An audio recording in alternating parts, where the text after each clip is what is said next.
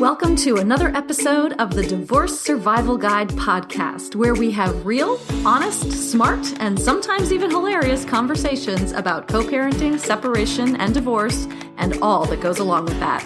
I'm Kate Anthony, your divorce survival guide, certified life and relationship coach, and happily divorced mom who helps women decide if they should stay in or leave their marriages and then guides them through the process one step at a time. Hey everyone, welcome back. Today's episode is a bit of a companion episode to last week's episode with Rebecca Zung, because today I have Rebecca's partner, Susan Guthrie, on the show. If you heard me on the Breaking Free, a Modern Divorce podcast last month, then you know that Susan and Rebecca are a super badass team of divorce legal professionals, and I am honored to be collaborating with them on our podcasts and beyond. Susan and Rebecca have created an amazing online mediation platform. Yes, that's right, online mediation. And one of the most unique things about their platform, is that it has a mindfulness track in it, which makes it the only online divorce platform of its kind. Now, you know, I'm a life coach, so this is all up in my alley, but it is actually particularly timely for me because while I'm a life coach, if I'm being perfectly honest, I've never been all that into mindfulness other than in theory. Like, I know how it works. I know it works. I know the brain science behind it. I advocate for it, but I used to teach it. Sort of, vaguely surfacey, teach it in corporations. But I haven't really put it into practice in my own life in any really meaningful and consistent way until recently. And I gotta say, they're all right. It is a total game changer. So these days I have been spending my mornings in deep journaling, meditation, and even working with tarot cards, which if you know me, you know is totally out there on the woo wagon for me. But the effects of just slowing down and spending each morning in self-reflection, meditation, and mindfulness is having profound effects throughout my day. It actually sets up my day so that I can keep reminding myself and pulling myself back into mindfulness throughout the day, because it really does set the brain up in the very beginning for how the rest of the day goes. So, and look, if you're going through a divorce or even contemplating one, this is the time to slow down, to get really present and to process through what's happening here and now, even though it's really hard and you probably don't want to. But you are making the biggest legal and financial decisions of your life right now. And they need to be made from a place of mindfulness, calm, and serenity. Otherwise, there can be some really long-term negative effects. So the fact that Susan and Rebecca have this piece in their platform is super important, and it's really amazing. As you know, I love connecting with like-minded professionals, and Susan Guthrie is definitely one of my favorites. So take a listen now to our conversation.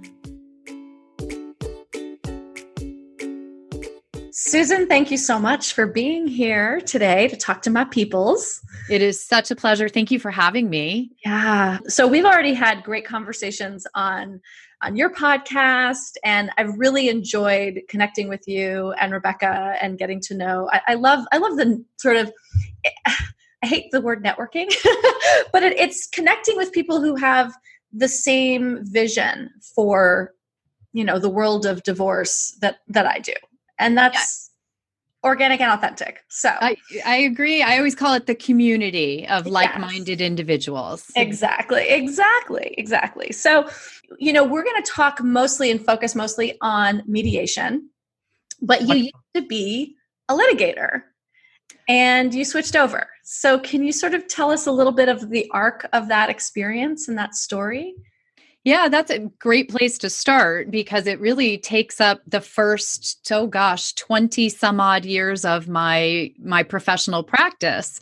I got out of law school and actually worked on Wall Street for not even a year and realized very quickly that I hated that. Me Um, too. I did you? did Well, there you go. too. I did. I made it 9 months and then I was like, oh, this is for the birds. I did it for a couple of years actually. And I went back. I did it for like a year and then I took a break and then I went back for another year. Yeah, yeah. Mm-hmm. It was atrocious. I got out of law school and they throw a lot of money at you to go down and work on Wall Street, but they also work you pretty much 24 hours a day in a little cubby hole in the back in the dark. So, they dump like 2 foot thick contracts on my desk and say, read this by tomorrow. So that didn't last long. And then I went and I worked for I was thinking I was filling time. I went to work for a much more traditional law firm that was a general practice firm. They had divisions, they had a business division and a personal injury division, et cetera. And started working for them just to get an idea of what other areas of law I might find interesting. And I think, as is typical in law firms like that that have a general practice, they wanted to find a niche for me. And the main partners didn't like doing family law. So that's where I got put. They're like, hey, let the new kid do it. And they knew something you didn't know. Oh no, I knew immediately. And they weren't wrong. But what happened was I was trained, you really get into a law firm situation and you have a mentor. I did the name partner became my mentor, and he trained me in a very traditional litigation style of divorce practice where you represent your client, you file motions, you go to court, and everything is handled, in a very precise and what I'm going to call adversarial process. But that's all I knew. That's what I learned. And fortunately or unfortunately, I was really good at it.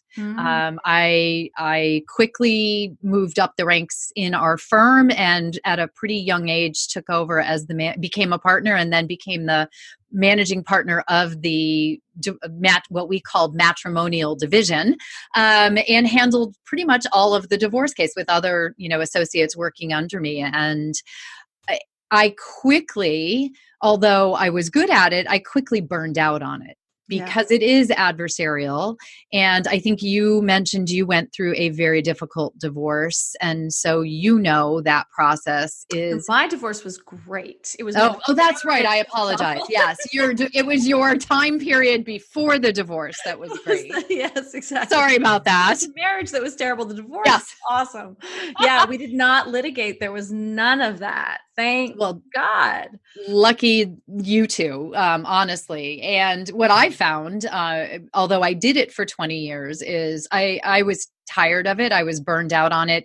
And my real belief was my clients who kept coming back to me because what they had learned was every time they had a problem with their now ex-spouse, they had to come to their lawyer to get it fixed or taken care of. It was a lot of repeat business. It was a good business model, but I did not have really happy people. That I call it the institutionalized conflict cycle. And yes, I love that term. That's exactly right. That's exactly right. Once you get in it, you never get out of it. Around it, right? Yeah. Well, because it's like Pavlov's dogs. You have a fight with your ex and you pick up your phone and call your attorney and say, do you know what that bastard just did?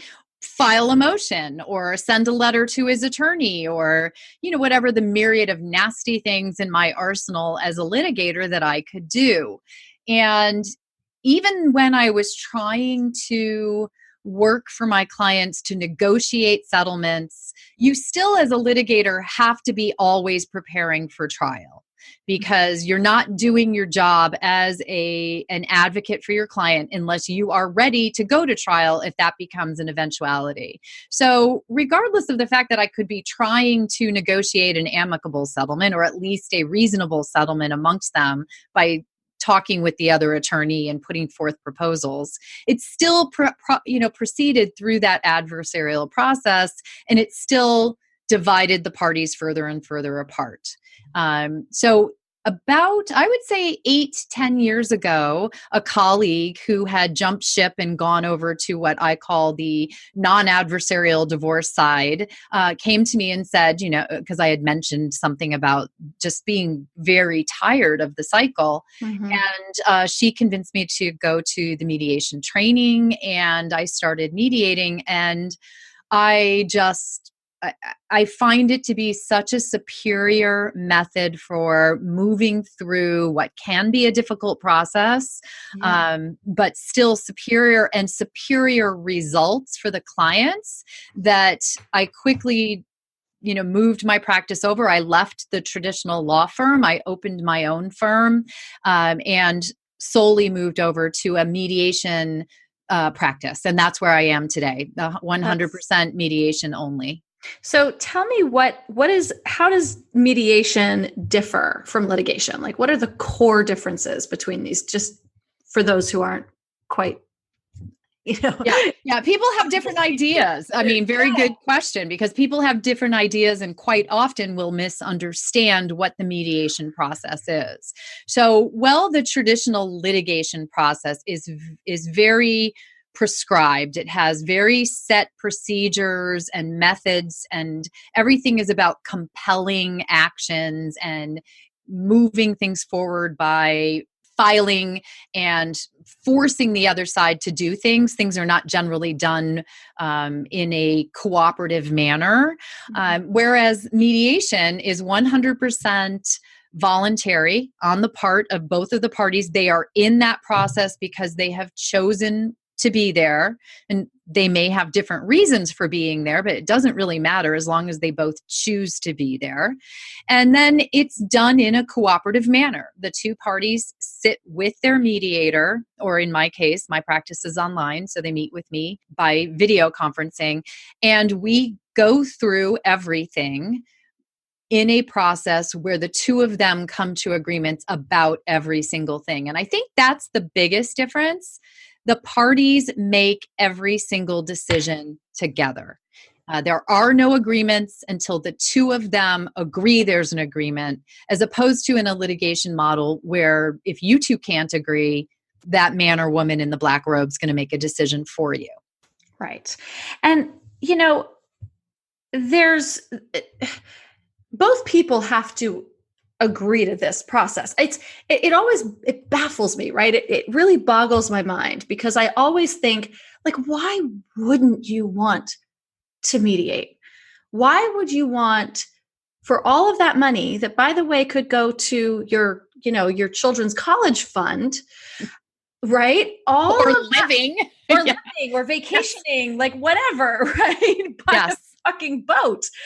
But, all of that money that goes down the tubes in litigation. I mean, I have my own ideas about why people do this. And so I'm curious about what is it that you, in your experience, that has people choose a litigation avenue rather than an avenue that seems just so much more, it costs less, it's less of a headache. So why do you think people choose one versus the other?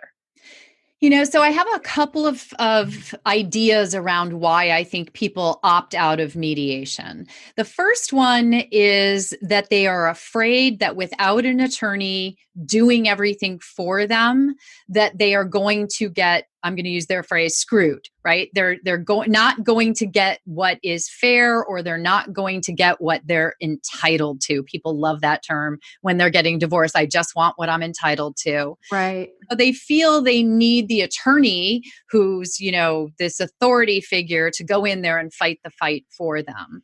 And then, riffing off of that, there's also, for many people who are very emotionally upset, going through a very difficult time, there's this belief that it is just easier to put it all in the hands of this third-party professional to handle it for them. The idea of sitting down and talking like a grown-up with their soon-to-be ex-spouse about how they're going to divide out and reform their family is just too much for them. Mm-hmm. And so they just think it's going to be easier. And I would say that in the end, It's not. Litigation is so much less comfortable, less less something that will help you get to a positive result. And all those things you just talked about, it is going to take you infinitely more time. It is going to cost you infinitely more money. And it is going to cause you a great deal more stress than sitting down in a room for a few hours with your soon to be ex, or again, do it online where you don't even have to be in the same room with them. Yes, which is what you do. You do this all online. 100%. My practice for a few years now has been 100% online. And I have to say, not only do my clients love it for the reason that they do not need to be in the same room with their soon-to-be ex, but they also don't have to deal with traffic. They don't have to take a half day off of work because they have to go to their mediation. When I was practicing in Connecticut, most of my clients, or many of my clients, worked in Manhattan, which was, an hour train ride plus car, commuting. They would have to leave work in the middle of the day or not show up until late in the day if they were going to come to my office to mediate.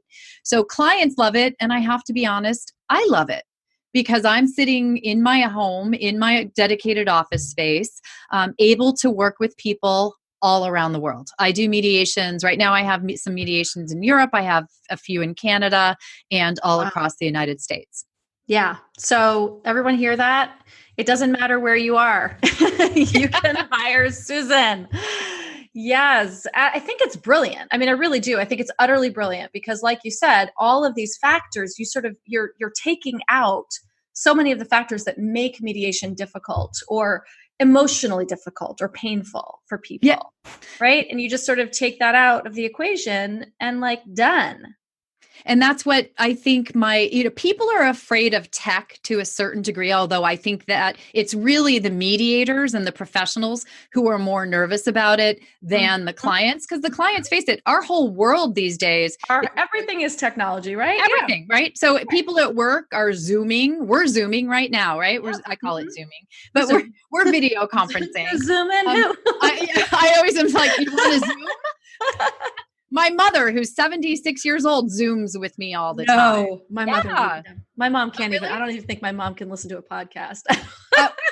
Well, so I have a new client that I just was speaking with. It's a coaching client, a legal coaching client, and she's 78, and she thinks it's wonderful that she can, as she says, beam herself into my office.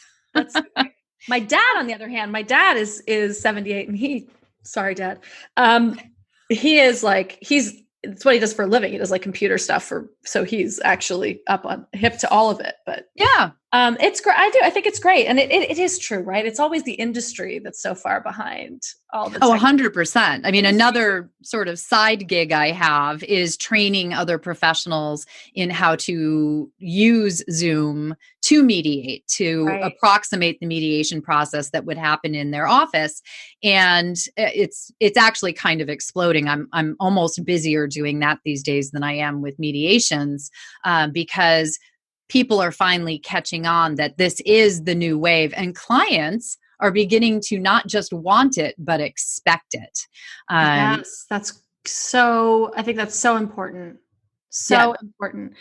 I want to get back to this sort of litigation versus mediation thing because, I find, right, I think that people choose to litigate versus mediate because they're pissed. Because they're angry and they want retribution and they want to go for the jugular, and if someone feels that they've been wronged by the other party, then this is a great way to get back at them. And one of the things that I advocate for very often is a cooling off period.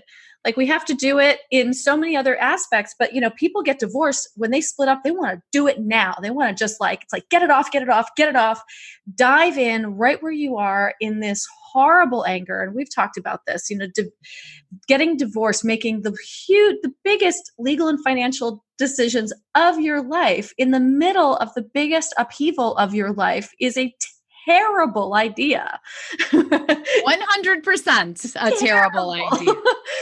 So I feel like people jump into, and this sort of speaks to the mindfulness aspect of what you do. So I would love for you to talk a bit about that. I mean, I don't know if that's why you do the mindfulness aspect of it, but I'm assuming that's how it's tied in. It's exactly why we do it. Because, Rebecca Zung, my partner in Breaking Free Mediation, as well as the podcast, we're both longtime litigators. And the one thing that we know very, very well is exactly what you just said, that people come through our door as litigators because they want what we call divorce justice. They want the court to punish the other side. They want their hide nailed to the wall.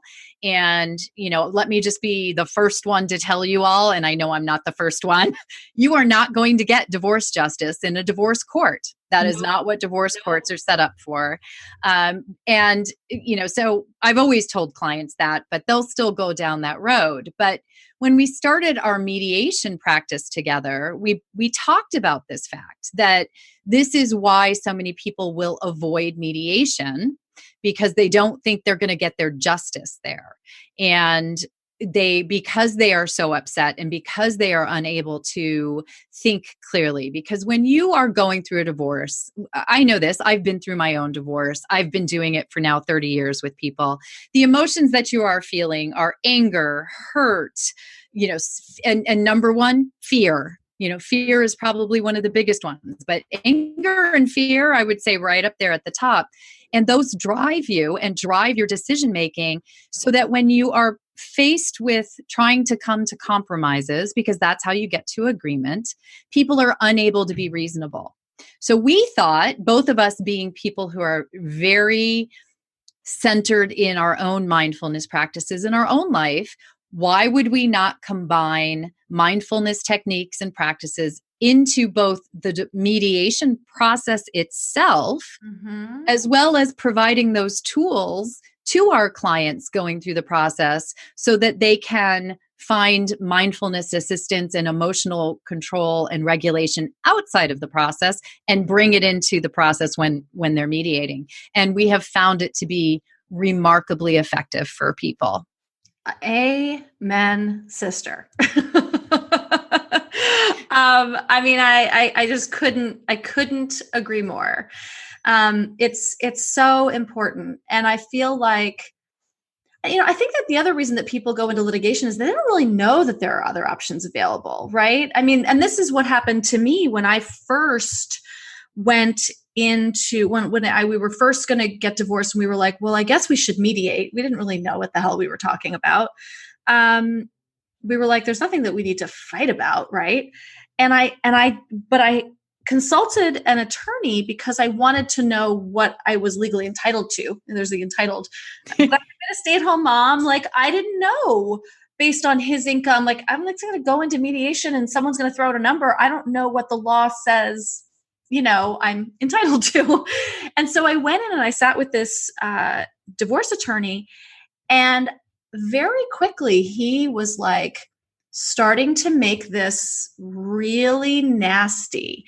And he was like, well, based on his income versus your income, which was zero, and, his, and percentage of custody, 50-50, which is what I said I wanted, you'll get this much money. And I was like, okay, that makes sense.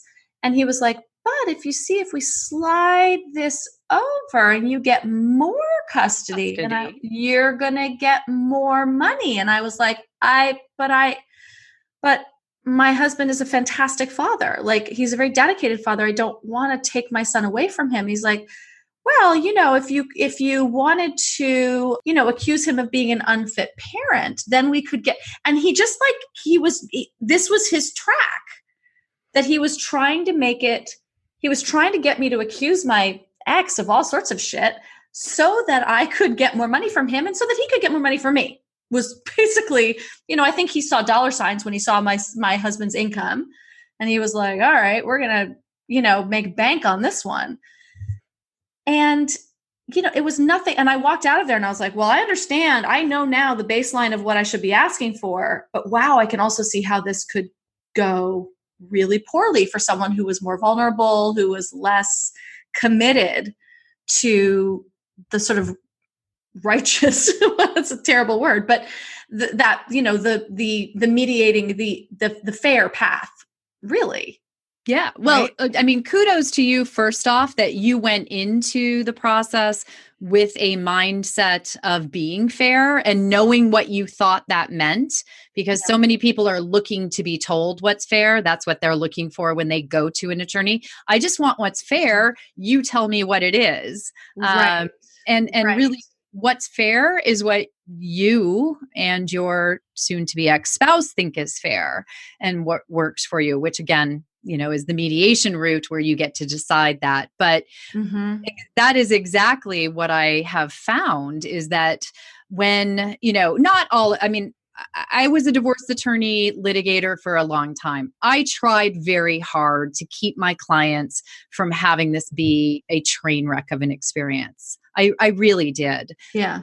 You don't have any control over the attorney who's on the other side. Right. Which can be a disaster. And you have to respond to the fire that is sent your client's way. So, for example, with what you just said, if you had accused your husband of being an unfit parent, I can pretty much tell you what would have had to come back at you, unfit mom. Right. I mean, it's absurd. And then you're going to have a custody evaluation, and then you're going to have probably a family relations study, and you're going to have a parent coordinator, and you're going to need some, interim orders. So some RFOs are going to get filed. Well, yes, you're right. That means your attorney is going to do a lot of work, and attorneys get paid by the hour. We get paid a very nice sum of money for that hourly rate. And so it is something of a business model. And I'm not saying that that's every litigator or that's what was in that attorney's mind, but a reality of litigation is it all takes a lot of time. Every motion that gets filed, every conference call you have with your attorney that they then have to go transmit to the other attorney who then transmits it to their client, that's all billed. Yep. All rolls up, and it also rolls up the anxiety and the anger. I mean, imagine how your ex would have felt if a pleading came through in black and white that said something nasty about his parenting. I mean, you can't attack anyone any lower. No, it would have been a disaster. It would have been an absolute disaster. I mean, I can't even imagine. And to get more child support. Right. It is one of the reasons why you're in California, right? Yeah, I'm licensed in California and practice there.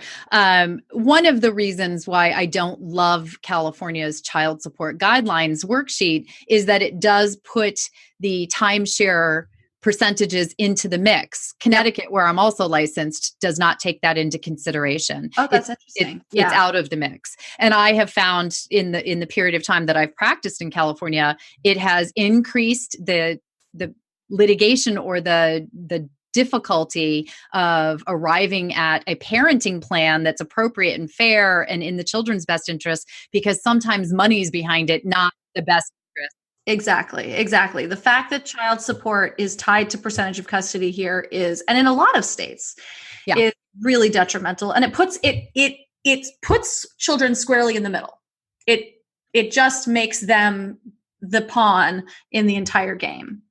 And it's awful. So what do you do, right? If someone's listening to this and they're like, I really want to mediate, but my husband or my wife just will not come to the table in a mediation process. What is it possible to mediate? Is it possible to get there? What's your recommendation on that? So this happens all the time, because I think you've probably seen the phenomena that in most cases, one of the parties is more ready to move the divorce forward than the other one. One of them has usually been going through the should I stay or should I go process. Hello. Kudos to Kate. Yep. If you're there, by the way, you know that's my thing, right? Yes. If you're listening to this podcast, I do hope you know that Kate can help you with that question. But once, so we get that all the time where one of the parties has done their homework, they know what mediation is, they've gone and gotten some recommendations, they throw the recommendation out to the other party, and the other party's knee-jerk reaction is, well, if you're recommending it, it must be a bad idea because you want a divorce, and this is a horrible thing. Exactly. Yep. There are, as I alluded to this earlier when we were talking, there are many different reasons why people choose to go to mediation. Mediation is 100% voluntary. There are court-ordered mediations. California has, if you have a custodial issue, it has to go to court-ordered mediation beforehand. But what I'm talking about and what you and I are talking about is people going to mediation by choice, right, with a mediator to get through their whole divorce, not this court-ordered one. Which is often the court-ordered ones. I mean, it can be so perfunctory and just anything that's required becomes something that you have to do. Right. And some people, I will not say it's not successful, but statistics show that certainly a mediation that you choose over one that's imposed upon you, just like a court order that is imposed upon you versus an agreement that you make because you think it's fair is going to have more staying power. But when you're talking with your spouse about mediation, here's where the fact that you two have been in a relationship for a really long time usually, and you know each other pretty well, here's where that can come to play to help you. What motivates your spouse? What incentivizes them? So there are several things that are benefits of mediation, and we've alluded to them. One is that it is infinitely less expensive than litigation. I mean, thousands and thousands of dollars less. Right. But there are other benefits. It is much faster than litigation. So for people who do not want to drag what I call eighth rung of hell of limbo that you live in while you're going through your divorce out, that whole period of time while you're getting divorced, you can't spend money, you can't move, you can't buy, you don't know what your parenting plans. I mean, it's terrible. Yeah. So that motivates some people. Some people want to have that amicable divorce. They see themselves as a peaceful person, and they want to be able to move through the process in a way that is perceived as peaceful. And perception can be something. So some people want to be seen as, I'm a good enough person to work through this in mediation with my spouse. I'm not fighting this. I'm not a mean person. Yes. I'm sure ego had so much to do with why my ex and I ended up with such a good, we were like, okay, we failed at that thing. We're going to kick this thing's ass. And we became like the poster children for divorce. Right. And I think that we both kind of got a little bit of an ego thing out of it. It was like, it started my career, by the way. But for him, it was also like, he's the stellar dad. He's the stellar ex-husband. He still comes and gets dead animals out of my backyard. Well, that's a plus. My ex-husband does not do that. But clients. But you have, well, there you go. And you have a new husband. I don't have a new husband. So, No. My new husband gets the dead animal. Right, exactly. Yeah, I don't have one of those.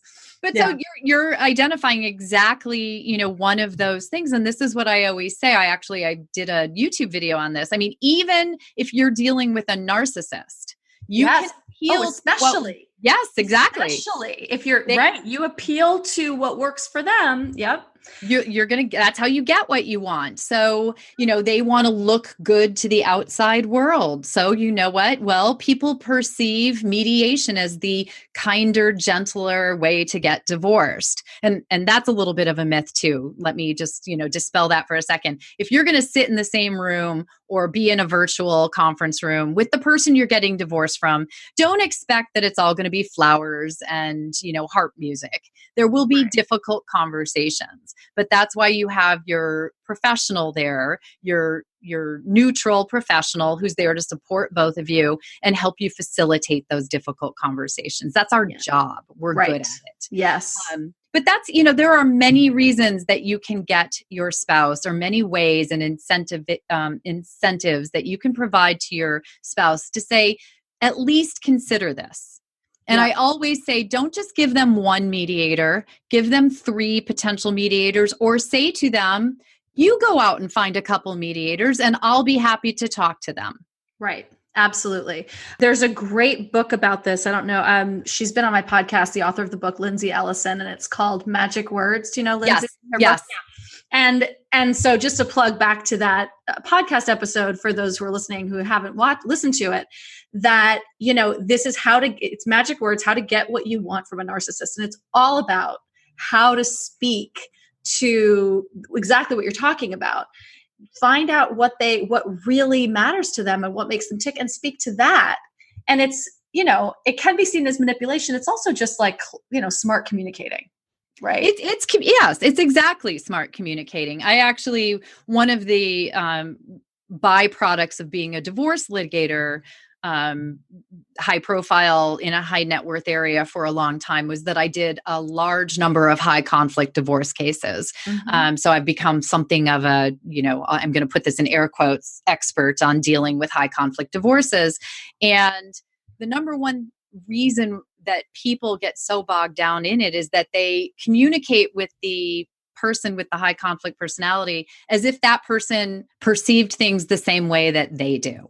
Right. That what motivates you to be a good mom or a good dad or this or that is what's going to motivate your narcissist. And it's completely the opposite. It's just not. And that is communication 101. I mean, I teach this with my clients, is that you, in any form of communication, with a narcissist or not, you have to know who you're speaking to and what matters to them, and speak to that, not the way that not things that matter to you, or, right. There's a whole science of communication. You're going to get feedback. Is this landing?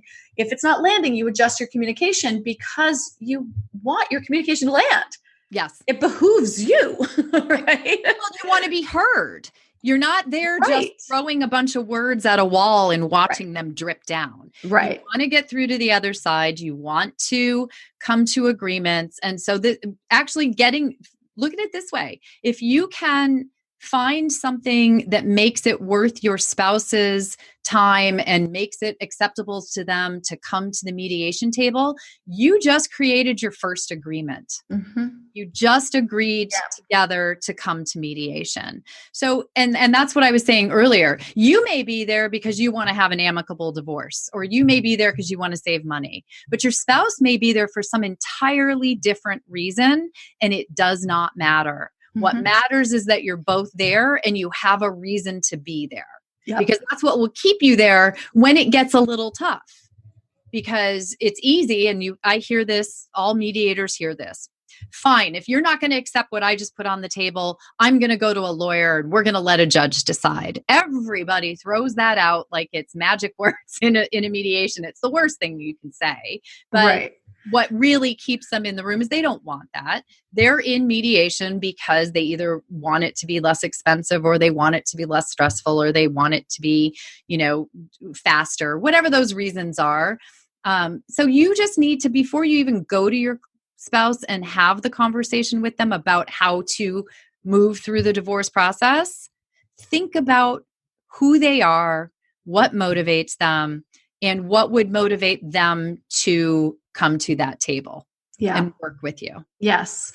And, the other thing that I'll add to that, because I think that's all brilliant, right, is that when I coach people through the conversation, through the I want a divorce conversation, the thing that I often have to remind them is that, and you alluded to this earlier, which is why I'm bringing it up, that you've been thinking about this for a long ass time. This is brand new information for them. No matter how many times you've been saying it or thinking about it or sort of like, threatening it or whatever, when you actually have the conversation, say, I'm done. I want a divorce.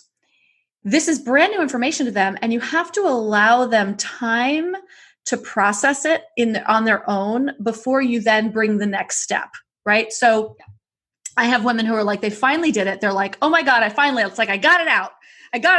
And now I want to talk about this and I want to do it. And I'm like, hold up, because he's not ready.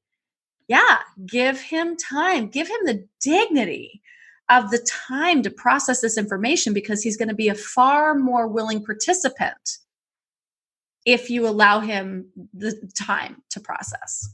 Yeah, I could not agree more with that, because what I saw, and often what you see in a litigation process, is I would usually advise my clients to warn the other side that something was happening. But I would have clients, on the day of the marshal showing up at the door with the paperwork to serve them, they'd tell them then. And then the whole process would start with some stranger, are you John Smith? You've been served. You've been served. Yes. It's a terrible start to an already difficult process. I have people say, like, I'm going on vacation, I'm going to serve him while I'm gone. And I'm like, please don't do that. No, I had people who wanted to serve it on Valentine's Day, wanted to serve it on their wedding anniversary, or on the other person's birthday. I had one lady who wanted to serve it on Christmas Eve. Oh my God. When he was with his family. I mean, and it's just like, you're not, first of all, that's cruel. Secondly, you're not going to then get a willing participant in anything. You're going to get war. Fire like that. Right. Yeah, exactly. You're going to get war. Exactly. So take the time. So this is where the mindfulness process comes in, right? So this is why you're offering this mindfulness track with the work that you do. Is that part of your online mediation? Is the mindfulness track with it?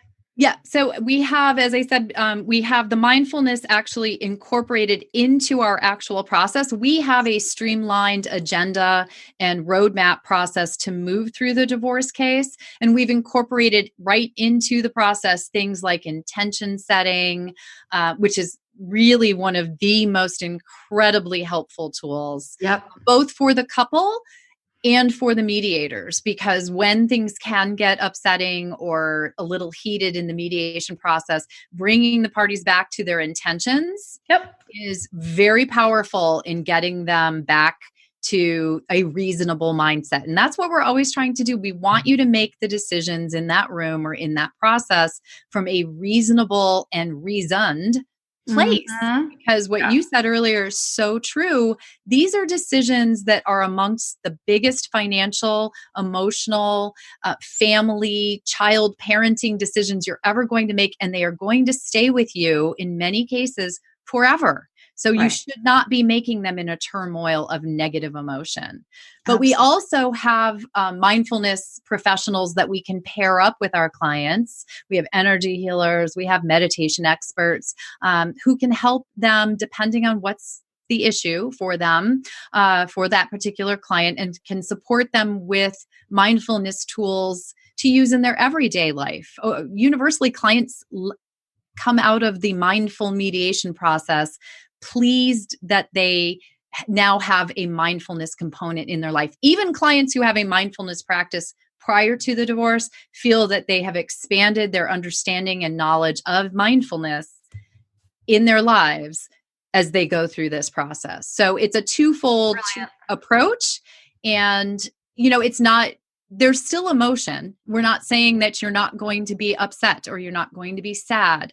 But what we're trying to do is, in the moment of making decisions, give you tools to bring your emotional content down so that you can think reasonably and make those good decisions. I just think that's brilliant. I really do. No one else was doing it. We were absolutely shocked when we did the business model and we couldn't find anyone else out there doing it. Yeah. I mean, it's utterly brilliant. I love it. I love it. I recommend everybody do it this way if you're getting divorced. 100%. Thank you. So you mentioned earlier, I've heard you talk about this before, that you do legal coaching. Can you explain what that means? Yeah, it really, it goes over more into the realm of sitting with clients and talking with them about an overall strategy for moving their case forward. Because, I have been doing this for 30 years. I have been a litigator and have been through so many different kinds of cases with clients, as well as having a fairly extensive legal knowledge in this area after so many years of doing it, that one of the things that I have found to be very helpful for clients, even if they're mediating with another mediator, is to sit with them and help them to plot out where they're going. Because so often when people are going through divorce, when you're married, even if the marriage isn't going well, you have a picture of your future. And then you enter into the divorce space, or that eighth rung of hell that I talked about, limbo, divorce limbo. And suddenly the future is this big black hole. Yeah. And many people just sort of wander through the hole, waiting for whatever the decisions are going to be, and then go forward and live their life. So I very much encourage my clients and work with them to start from what they would like to see their future look like. It's different, but it's their future. Right. And then I help them craft from a legal perspective agreements that they want to be making to get them there. Interesting. Okay. That makes a lot of sense. So that's like just a separate service that you have, right? Yeah. And actually we're doing as much of that as we are doing the mediations, because it's very focused. It's very practical. It may sound a little woo-woo in the, yes, we're going to create a future. But what it is if you told me that you want to go back to school, or you want to go back to teaching, say you had been a teacher so many years ago. Well, what we'd be looking at is, what do you need? Do you need more alimony or spousal support up front so that you can go back and get your certifications? So let's negotiate your spousal support settlement from a perspective of more upfront, tapering off faster, or things like that we can talk about and strategize, so that when you go into your mediation, or even your litigation, or your collaborative process, or whatever, or sit down with your spouse and talk to them, you know what you're trying to achieve. And it's just, most people find that very, very helpful, because this is not a world that we think we're in. Right. And it's so hard, I think, when you're in the process, when you're in that eighth rung of hell, to be that forward thinking. Right. I know I wasn't. I was just like, I don't know, and I also, I think I had some very unreasonable expectations about what my future was going to look like. And, I just thought, well, I'd be remarried in a couple of years, and, everything would be fine. And, and what happened was I'm still single. I'm not remarried. It's 10 years later. Right. Like, I am now fully self-supporting. And all of that's wonderful. But I hadn't really, I think I would have benefited from something like that. Some kind of like, all right, let's really talk about your future, and like what this is going to look like, and, what you need to prepare for that. Yeah. It's sort of an outcropping of the cases that I saw, and it happened often when I was litigating, where clients during the litigation process would be very determined to achieve a certain outcome, such as this one came up all the time. I want the house. I must have the house. Number one. Yeah. I mean, I all the time.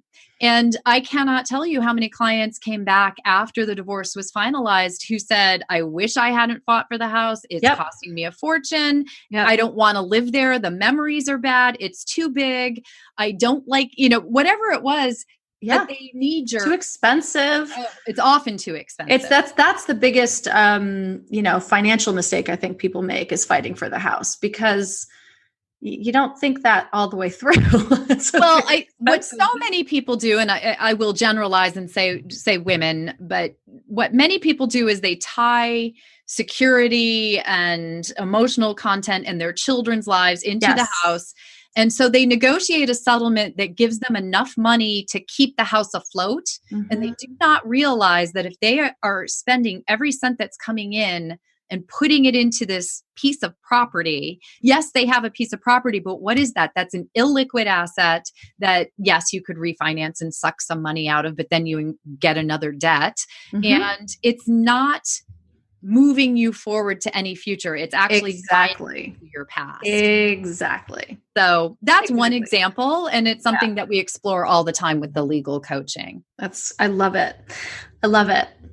Susan, thank you so much. I feel like we could talk about all of this all day, but I so appreciate you bringing your expertise for this. And all of Susan's information will be in the show notes so that you can contact her and hire Susan and Rebecca to mediate you through your divorce process online from anywhere. Anywhere you want to be. Yes.